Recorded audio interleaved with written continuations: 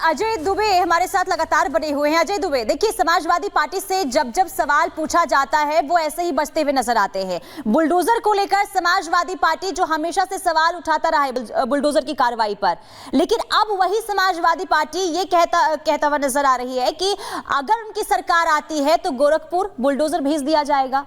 आखिर क्यों ये बयान अखिलेश यादव की तरफ से दिए गए हैं?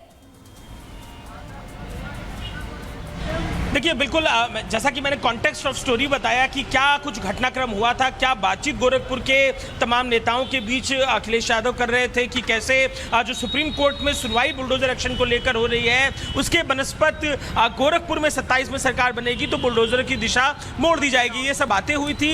महत्वपूर्ण ये कि ये कोई पहली बार नहीं है जब समाजवादी पार्टी बुलडोजर मामले पे अखिलेश यादव बुलडोजर के एक्शन के ऊपर बेहद अग्रेसिव रुख लेते हुए दिखाई दे रहे हैं। लेकिन महत्वपूर्ण ये है कि इस बात जो उन्होंने गोरखपुर की तरफ मोड़ देने की बात कही, वो बात एक नया एंगल इस पूरे मामले को देती हुई दिखाई दे रही है। और जवाब इसमें मुख्यमंत्री योगी आदित्यनाथ का जो जवाब है वो बेहद जोरदार है, जिसमें वो सीधे सीधे कह रहे हैं कि स्टीयरिंग हर आदमी थाम नहीं सकता, उसके लिए दृढ़ इच्छा शक्ति की जरूरत है। दृढ़ इच्छा शक्ति की वो बात कर रहे हैं। और जो व्यंग में टीपू चला सुल्तान, ये बात जो मुख्यमंत्री कह रहे हैं, तो दरअसल ये पूरा घटनाक्रम सुप्रीम कोर्ट में बुलडोजर एक्शन को लेकर जो सुनवाई चल रही है उसको लेकर है। उसी की बातचीत पर अखिलेश यादव ने कहा कि अब सारे बुलडोजरों की दिशा जो है गोरखपुर की तरफ मोड़ देंगे। और बीजेपी अब इसे इस तरह से मुद्दा बना रही है कि जो गोरखपुर में विकास कार्य हुआ है उसके खिलाफ अखिलेश यादव हैं, उन विकास कार्यों को उजाड़ देने की बात अखिलेश यादव कर रहे हैं। विकास विरोधी अखिलेश यादव हैं, ये पक्ष रखने की बीजेपी की कोशिश है। मुख्यमंत्री सीधे सीधे खुद यहाँ पर अखिलेश यादव को निशाने पर लेते हुए दिखाई दे रहे हैं। बिल्कुल अजय, बहुत शुक्रिया आपका जुड़ने के लिए और जानकारियां देने के लिए। तो बुलडोजर पर तो टक्कर चल ही रही है, वहीं नवाब सिंह के मामले को लेकर भी देखिए अब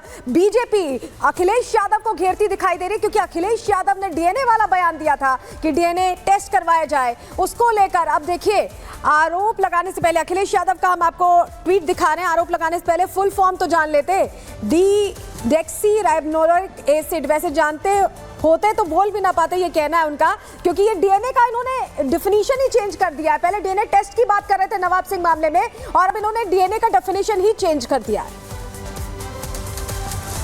और देखिए किस तरीके से प्रतिक्रियाएं आना शुरू हो गई हैं। बीजेपी के प्रवक्ता राकेश त्रिपाठी का कहना है कि जिस तरीके से अखिलेश यादव डीएनए की फुल फॉर्म बता रहे हैं, ये उनकी खिसियाहट है, क्योंकि जिसकी वो पैरवी कर रहे थे उनका डीएनए मैच हो गया है, इसलिए उन्हें दिक्कत हो रही है। आइए सुनते हैं।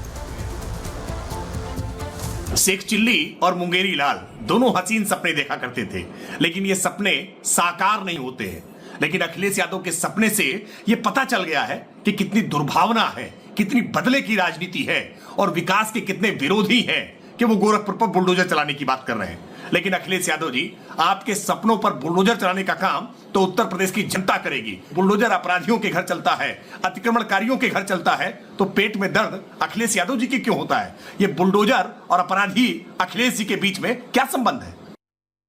अखिलेश यादव जी रेप के आरोपियों का डीएनए जांच की मांग कर रहे थे, लेकिन कन्नौज में उनके करीबी डिंपल यादव जी के प्रतिनिधि रहे नवाब सिंह यादव का डीएनए तो मैच हो गया। ये तय हो गया कि वो रेप का आरोपी अपराधी है। अब डीएनए का फुल फॉर्म बता करके वो अपनी खिसियाहट मिटा रहे हैं। सच बात यह है कि समाजवादी पार्टी का डीएनए रेपिस्टों के साथ मैच करता है। ये डीएनए में है कि लड़के हैं, लड़कों से गलतियां हो जाती हैं। ये समाजवादी पार्टी का डीएनए है। तो देखिए, उत्तर प्रदेश में 10 सीटों पर उपचुनाव होने हैं और इसे लेकर दोनों ही तरफ से, यानी कि बीजेपी और समाजवादी पार्टी की तरफ से वार पलटवार का सियासत जो है लगातार देखने को मिल रहा है। सियासी घमासान जोरों पर देखने को मिल रहा है, जहां मुख्यमंत्री योगी आदित्यनाथ लगातार समाजवादी पार्टी के शासनकाल की याद जनता को दिला रहे हैं, तो दूसरी तरफ सपा अध्यक्ष अखिलेश यादव ये कह रहे हैं कि बीजेपी के शासनकाल में महिलाओं के साथ सबसे ज्यादा उत्पीड़न हुआ है। रिपोर्ट के जरिए दिखाते हैं।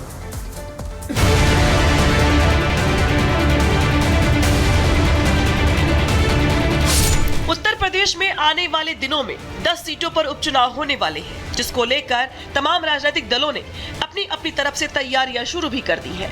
लोकसभा चुनाव में खराब परफॉर्मेंस के बाद बीजेपी उपचुनाव में किसी भी चूक करने के मूड में नहीं है, तो वहीं दूसरी तरफ समाजवादी पार्टी ने भी पूरा जोर लगा दिया है। जुबानी हमले तेज हो गए हैं, आरोप प्रत्यारोप का दौर चल पड़ा है।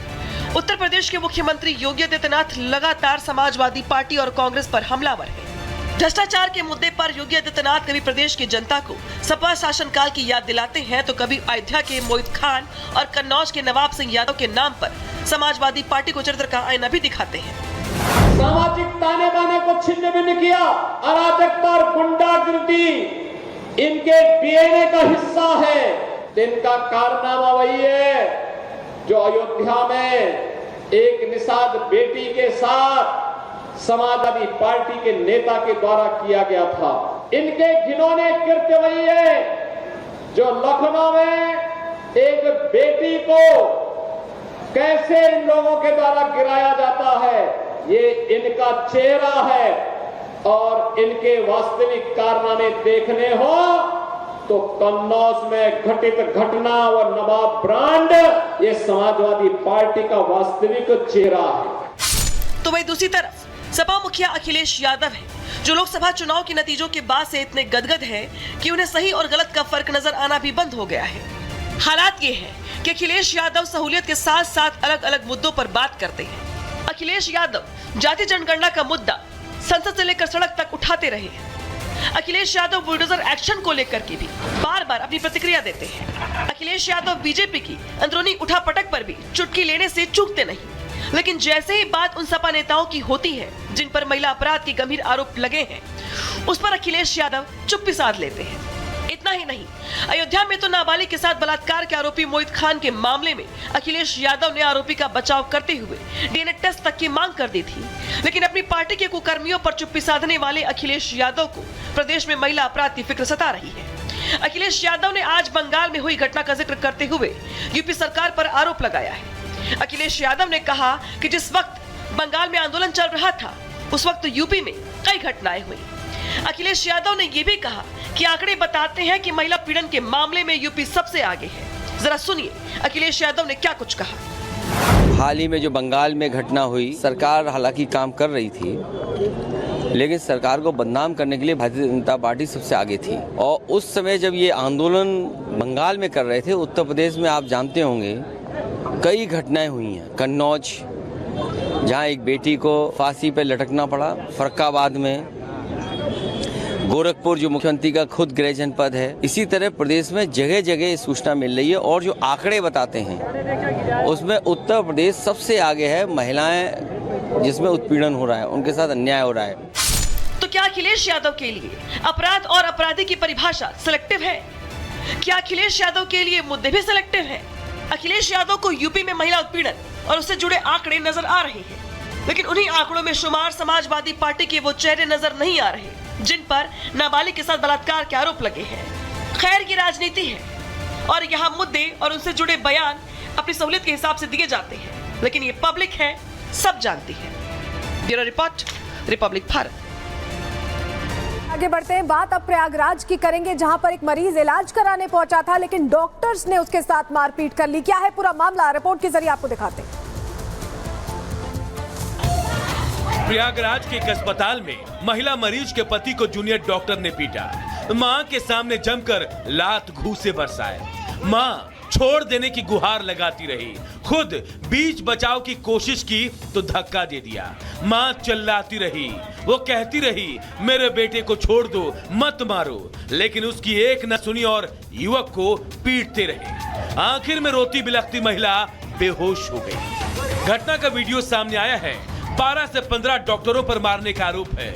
युवक की मां के मुताबिक उसके बेटे रोहित की गलती बस इतनी सी थी कि वो अपनी पत्नी की रिपोर्ट और दवा दिखाने के लिए डॉक्टर के केबिन में घुस गया।